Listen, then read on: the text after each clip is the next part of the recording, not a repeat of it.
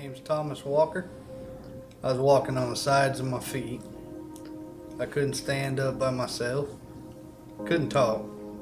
It's a piece of angle iron that fell 30 feet from a crane, went through his hard hat. Obviously knocked him to the ground, had to go to the doctor.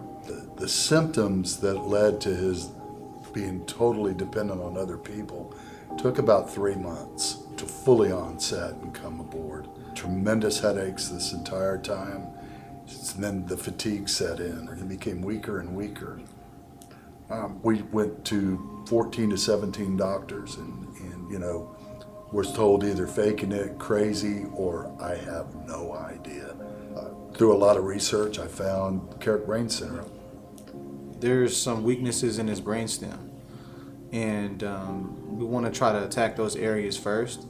And we wanted to increase sensation to his legs and his feet to try to make his brain more aware of what was going on with his body.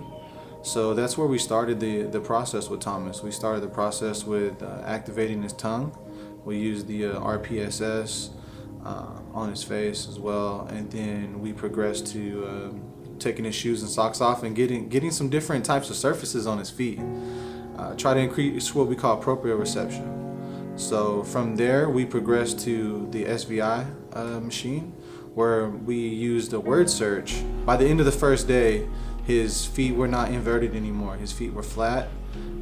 He could get some knee flexion, and his knees and the lateral side of his legs weren't hurting as bad. The next day, which was the second day of treatment, Thomas' progression seemed to be going great. I can get up on my own. I can walk. My headache's gone away. I had that headache since I can remember. Other than a miracle, I don't know what to call it, but this team here, Dr. Nick, Dr. Fudo, had his feet almost flat within minutes.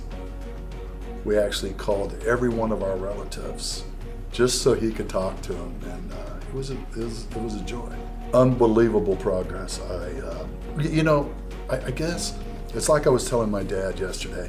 Unless you're sitting there, you can't believe it, and unless you know somebody, personally know somebody, I mean, it's hard to believe. We took Mr. Walker from a place where he had no independence. He couldn't get dressed, he couldn't shower, he couldn't put his own shoes on, he couldn't communicate, and to now he actually got to drive his truck over the weekend.